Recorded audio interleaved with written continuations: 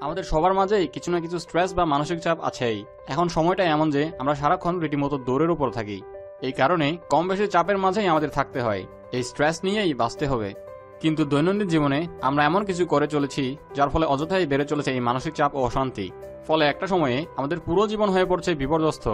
এই ভিডিওতে আমরা দেখাবো ঠিক কি কি ভুল করার কারণে আমরা নিজেদের জীবনে এই স্ট্রেস ডেকে আনছি এবং কিভাবে তার সমাধান করা যায়। প্রথমে আসা যাক সারাক্ষণ অনলাইনে থাকা নিয়ে। কাজের খাতিরেই হোক আর বন্ধুদের সাথে আড্ডা দেওয়ার জন্যই হোক, আমরা অনেকেই সারাক্ষণ অনলাইনেই থাকি। ডেস্কটপ, ল্যাপটপ, নোটবুক, স্মার্টফোন এসবের কল্যাণে সারা দিন রাত অনলাইনে থাকা কোনো ব্যাপারই না।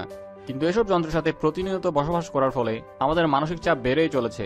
একটা গবেষণা অনুযায়ী 2017 সালের মাঝে দুনিয়ার বেশিরভাগ মানুষ দিনে গড়ে 16 ঘন্টা অনলাইনেই থাকবে। এত বেশি সময় অনলাইনে থাকার ফলে বাড়ছে স্ট্রেস, বিষণ্ণতা এবং একাকিত্বের মতো সমস্যাগুলো। স্ট্রেস কমাতে চাইলে আপনার ডিভাইস থেকে দূরে সময় ব্যয় করতে শিখুন। যতক্ষণ অনলাইনে না থাকলেই নয়, শুধু সেটুকু সময় অনলাইনে থাকুন। এবার আসা যাক অনুভূতি নিজের মাঝে জমিয়ে রাখা নিয়ে।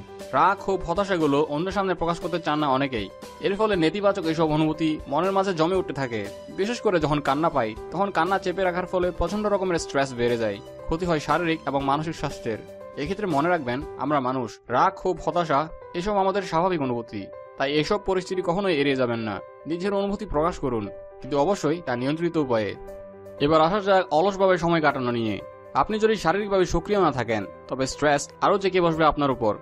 গবেষণায় দেখা গেছে, ব্যায়াম কম করলে যেমন স্বাস্থ্যের উন্নতি বাধা পায়, তেমনই স্ট্রেসও বেশি জমা হতে থাকে। ব্যায়ামের ফলে শরীরে স্ট্রেস হরমোনের পরিমাণ কমে এবং সার্বিকভাবে মন মেজাজও ভালো থাকে। অর্থের পেছনে ছুটতে থাকা। অর্থ এই সকল অনর্থের মূল। এই কথা হয়তো পুরোপুরি সত্য নয়, কিন্তু দেখা যায় আর্থিক অবস্থা ভালো হবার পরও অনেকে নিজের আনন্দের জন্য সে অর্থ ব্যয় করে খুব কমই। মানুষ যখন টাকার পেছনে ছুটে নিজের সুখ বিসর্জন দেয়, তখন জীবনে স্ট্রেস থাকাটাই স্বাভাবিক। নিখুঁত হবার চেষ্টা করা। সবকিছুই ঠিকভাবে করতে হবে। এক চুল এদিক ওদিক হতে পারবে না, এমন খুঁতখুঁতে মানুষ কিন্তু পৃথিবীতে কম নেই। এসব মানুষ নিজের এই খুঁতখুঁতে স্বভাবের কারণে নিজেরাই নিজেদেরকে ফেলছেন অহেতুক স্ট্রেসের মাঝে। সবকিছু নিয়ে অহেতুক বেশি বেশি চিন্তা করা। একটা ঘটনা ঘটে যাওয়ার পর তা নিয়ে চিন্তা করে কি কোনো লাভ আছে? কি করলে এই ঘটনা ঘটতো না তা ভেবে কোনো লাভ নেই। যে পরিস্থিতির ওপরে আপনার কোনো হাত নেই, তা নিয়ে দুশ্চিন্তা করেও নিজেকে স্ট্রেসের মাঝে রাখেন অনেকেই। এতে আমাদের মন যেমন উদ্বিগ্ন থাকে, তেমনি জীবনকেও আমরা উপভোগ করতে পারি না। স্ট্রেস কমাতে হলে অবশ্যই এমন অহেতুক দুশ্চিন্তা থেকে নিজেকে মুক্তি দিতে হবে। এবার শপিং এর ব্যাপারে কিছু বলা যাক। অনেকের কাছেই মনে হয় মন ভালো করার একটা নির্দোষ উপায় হলো হালকা শপিং করা।